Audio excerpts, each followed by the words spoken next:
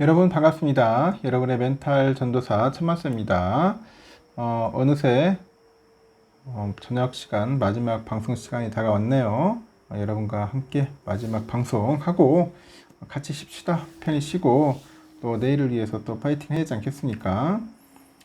오늘 비가 좀 와가지고 좀 약간 온도는 좀 떨어지는 것 같습니다. 떨어지는 것 같아서 나쁘진 않은 것 같은데 그래도 기온이 떨어지니까 좀 낫죠? 훨씬 나은 것 같습니다. 빨리 가을이 왔으면 좋겠네요.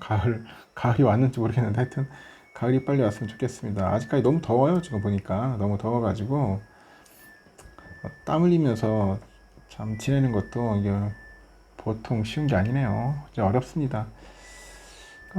일단은 내일 삼성전자 주가가 과연 어떻게 흘러갈 것인지 다들 궁금해합니다. 궁금해하고 저도 궁금해요, 솔직히. 근데 그때그때마다 너무 달라요. 변동성이 너무 심하다 보니까 예측하기가 상당히 좀 힘듭니다. 일단은 지난주 코스피는 외국인 매수세에 힘입어서 나흘 연속 상승을 해가지고 3,200선에 안착을 했어요. 안착. 주 초반에 삼성하고 하이닉스가 대외 리스크 확대로 약세를 좀 보였는데 이 반도체 업종 전반이 반등에 성공을 해서 전약 후강 흐름을 보였죠. 전약 후강의 흐름을 나타냈고요. 이번 주 증시는 미국 연방공개시장위원회 FOMC를 앞두고 있는데 금리 인하 기대감이 증시에 어떤 영향을 미칠지에 관심이 이제 모이는 거죠. 특히 단발성 인하가 아닌 본격적인 인하 사이클의 시작이다.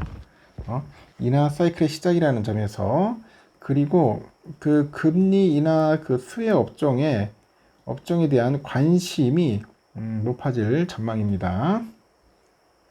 한국거래소 따르니까 지난주 코스피는 전주 대비 19.11포인트 올라서 3,205.12에 마감을 했어요.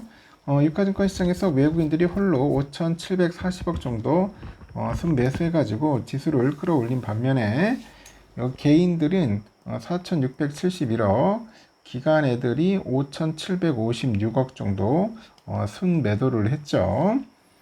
시장의 이목은 10일 발표되는 미국의 8월 CPI에 쏠리는 것 같아요. 8월 CPI. 이번 CPI는 상호 관세 영향이 본격 반영되는 만큼 시장의 변동성이 커질 수 있다. 그런 전망이 있습니다.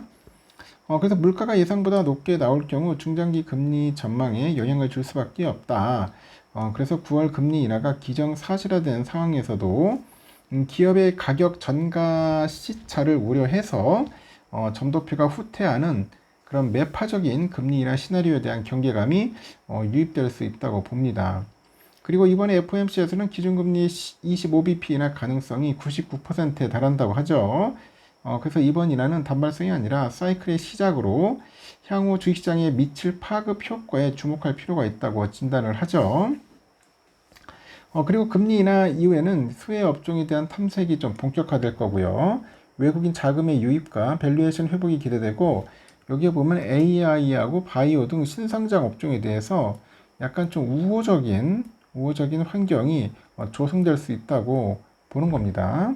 이와 함께 8일에 이 발표될 중국의 수출입 실적, 또 10일에 예정된 CPI, 또 생산자 물가지수 PPI, 그 중국 경기 상황을 가늠할 주요 지표로 이제 보는 거죠. 수입과 물가에서 디플레이션 환경 개선이 확인된다면 중국 경기 회복에 대한 신뢰도가 높아지고 약간 정책의 그 드라이브 효과도 강화되겠죠. 하반기 미국의 통화 그 완화 기조랑 맞물려서 기대감이 이제 확대될 수 있다고 분석을 하는 겁니다. 국내에서는 9월 정기국회 개막과 함께 정책 기대감도 커집니다. 최근에 발표된 내년 정부 예산은 올해보다 8.1% 증가해서 728조 원으로 이제 확정이 됐죠. AI 등 신기술 분야에 대한 투자를 대폭 확대를 했습니다.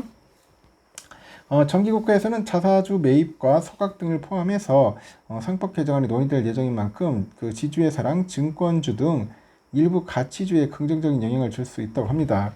그래서 정부 정책이 AI 등 신성장 산업에 집중되고 있고요.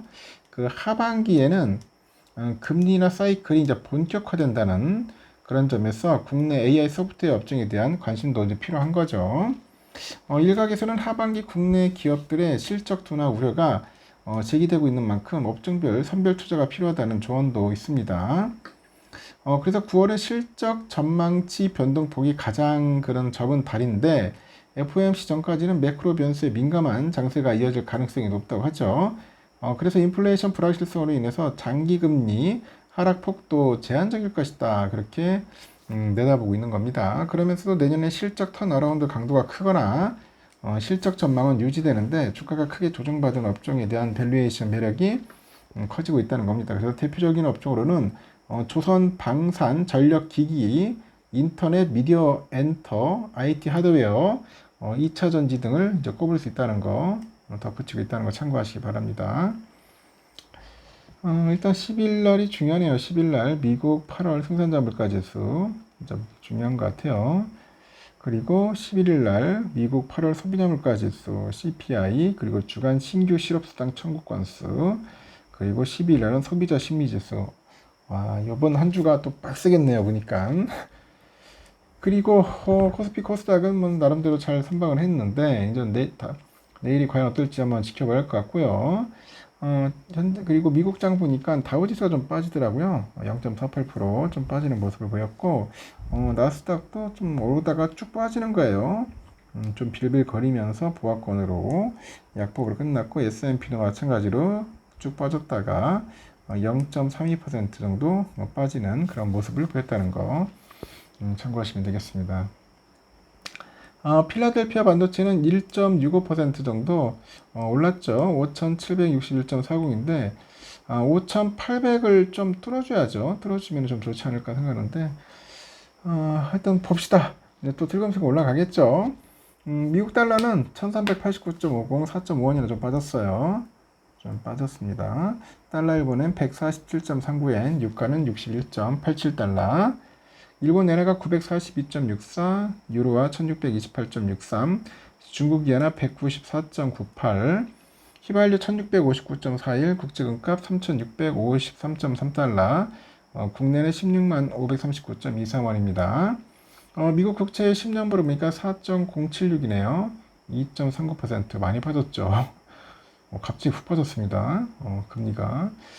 그리고 선물 보니까 다우는 0.46%, S&P 0.33 좀 빠졌고 나스닥이 0.02% 강보합, 러셀도 0.48% 올랐습니다. 러셀은 내일 삼성전자 주가는 제가 7만 전자를 갈 거예요. 7만 원에서 좀 오르락 내리락 하면서 움직이지 않을까 생각이 듭니다. 전반적으로 그렇게 싹 좋은 시기는 아니라서 아직까지 뭐 삼성에 대한 그런 강력한 호재가 없기 때문에 약간 보합권에서 흘러갈 겁니다. 박스권. 저는 그렇게 봅니다. 박스권에서 본다. 한 7만 전자를 기반으로 해서 오르락 내리락 하지 않을까.